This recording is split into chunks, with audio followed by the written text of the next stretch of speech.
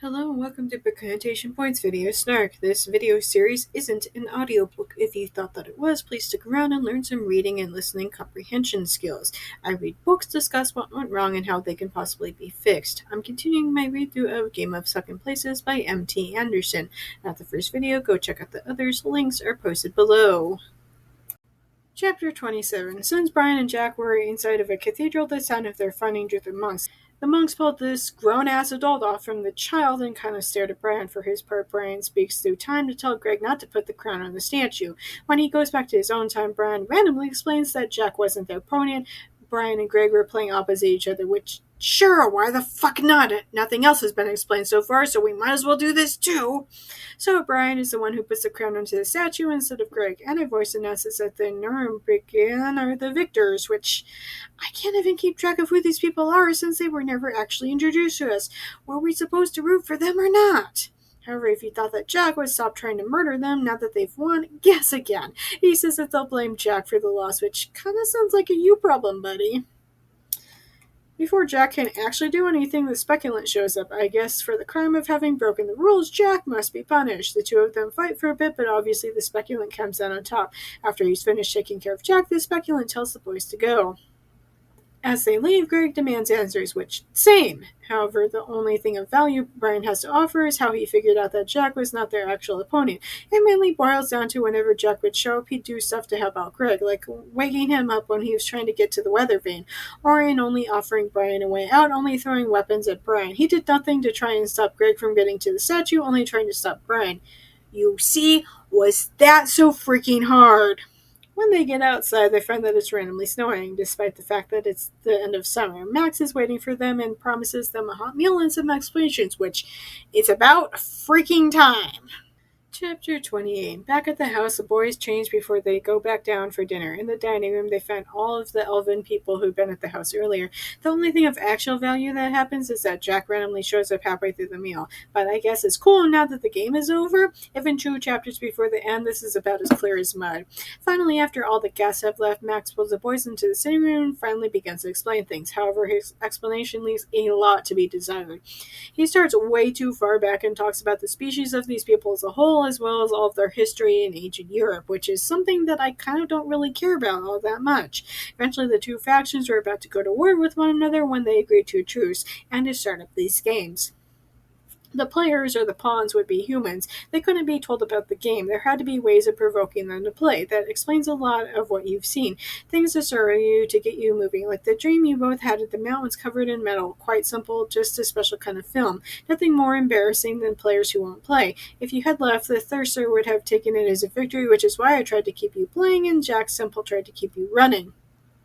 That is not an adequate explanation in any way. Shame on the author for having written this garbage, and shame on the publishers for having allowed this. What the hell? He goes on to say that the players of the previous game go on to host for the next round. Which, is that what the rest of this series is about? If so, then hard pass, thanks. This was bad enough. I don't want to see any more idiots fumbling around, even if I know a bit more about what's going to happen.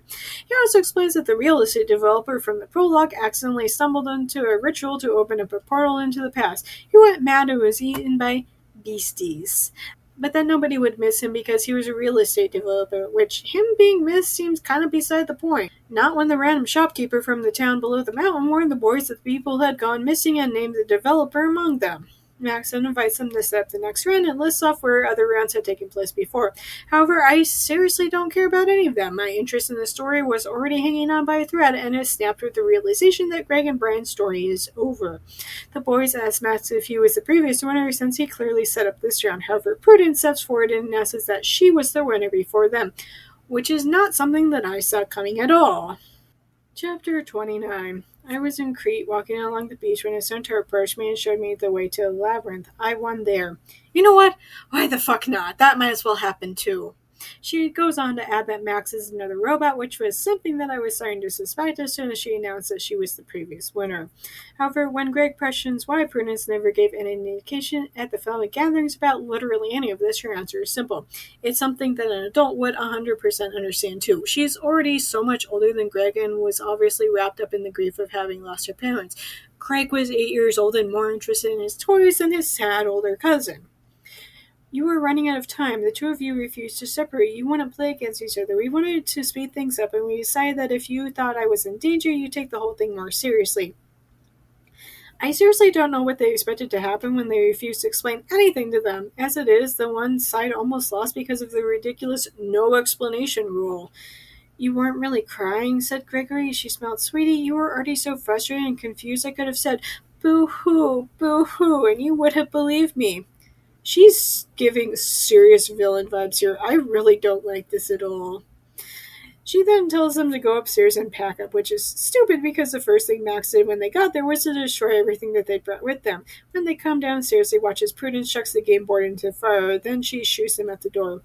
Outside, Calgrash is waiting for them so that he can say goodbye, which is good because he was probably the best part about this book, which isn't exactly saying much, but hey. As they drive in the sled away from the house because it's still randomly snowing, the house crumbles into nothing behind them. The book ends on that rather bizarre note. Before I jump into my final thoughts, there's actually quite a lot of stuff at the end of the story. The last bit of the story ends on page 195, and the book itself continues on for another 73 pages, which is completely and utterly unnecessary.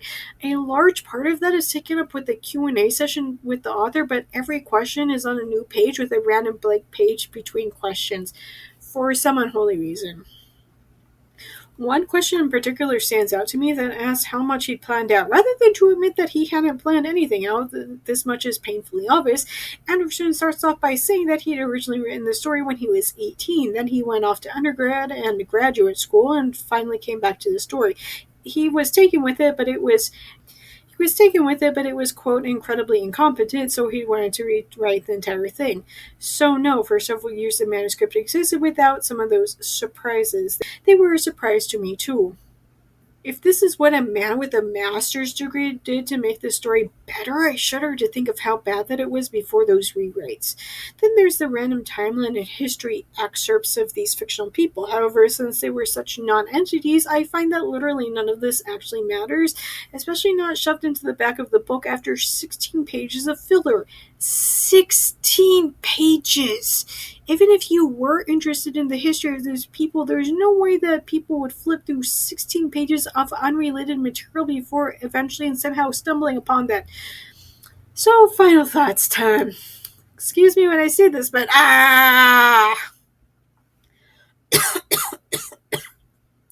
have read a lot of books in my life, like a lot, and I have got to say this is probably the most incoherent, maddening mess of a story that I've ever had the misfortune to read. So much to the point that this is bumping out the Looking Glass illusion out of that coveted #1 most WTF story spot. One thing that I liked about Sarah Ella's Curious Reality series was that, at the least, she was quite good at the initial build-up. She was trash at seeing the project to the end, but hey, that's what made it so disappointing at the end. This was confusing from the get-go. Things kind of happen. I know that I usually talk about some of the stuff that I liked to the story, but there was little that was actually good. The story rambled incoherently, took meandering side roads to describe the scenery for way too long, and then did stuff without explanation. I cannot begin to express to you how relieved that I am that the story of Greg and Brian wrapped up, so that I don't have to read anything else in the series. As usual, whenever I'm reading something like this and I go read reviews on Goodreads, and I'm like, why are there so many good reviews for this? Am I missing something? Am I reading the wrong story? What is happening? I've come to the conclusion that they must be either bots or sock puppets, because 3.43 stars on Goodreads seems way too high. A lot of people, including the author himself, claim that this was heavily inspired by Narnia. However, I never once drew the same sort of conclusions, probably because in Narnia the stakes were clear and obvious. Again, this was never the case. At no point did I think the boys could possibly die here and now, nor did I ever actually cheer them on. Instead, this reminded me way more of books like Tithe by Holly Black, or of indifferent fair folk who treat humans like playthings, disposable playthings. Don't throw Narnia under the bus simply because you don't read much. This hardly feels like it needs repeating, since I feel like I said it so much, but how should I fix this? The first and most obvious is that there needed to have been clear rules set out from the get-go, and that the boys needed to have agreed on some level about whether or not that they wanted to keep playing. The second is that there needed to be a clear reason why this is happening. Otherwise, we end up with this dull ending with me going, was this the team we were supposed to be cheering for? This is literally the job of the author to make the readers care about the story, and at literally no point did I care. I had no stakes in this race, even as a viewer. Craig could have won, and it would have ended with the same emotional impact for me. Literally doing those two things would have made the world of difference. Hell, even when Max did to the boys down at the end, it took about a page to explain all of the history of the people. If all of that had been moved up to when the boys had first arrived, I'm not saying that this book would have been amazing, but I think changing the dynamic of Brian and Greg's actions would have helped immensely. Overall, this book completely reeks of the author is already published and quite possible. We'll put this out there without any need for editing. I haven't looked at anything else Anderson has written, but if it's anything like this, hard pass, thanks. Moving on, I started reading this book in January and kept reading it without any intention to even start making videos until I was finished. This worked out so well for me, and it took off such an immense pressure for me to keep up with uploading schedules. As such, I think that I'm going to keep doing this and take longer breaks between books, if only for my own sanity. I don't know what it is that I'm going to read next, nor when I'll be back, but you can still follow me on Tumblr and Patreon if you miss me that much. Cheers! Thanks for listening to my book Snark on YouTube. New videos are up every Monday, but stick around because I sometimes drop random videos on other days too. Just as a reminder, even if you can't financially support me, there are other ways to help me out. The first is watching this video as well as all my other videos. It's also important to like and subscribe. Finally, you can share this video with all your friends so that they can help as well. If you're already caught up with all of my videos, you can go to Tumblr for my main book. Snark's always free and updated every morning. The only edit to Patreon is to become a member without paying. You'll get access to the same things on Tumblr, but on Patreon. Supporters can have access to so many more book snarks starting at $1 a month.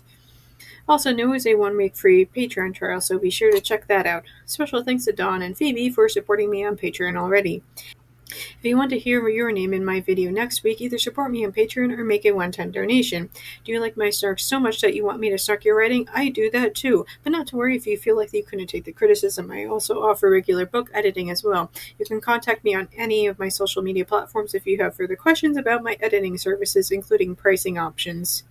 If you want to read some of the things that I've written, you can purchase my works on Amazon. I have a slew of spicy short stories and 2 full-length novels. I also frequently run flash sales on my stories, and if you don't follow me on any social media, you might want to do so just so you can know when I might be offering things for free. Links for everything will be posted below. See you next week, guys!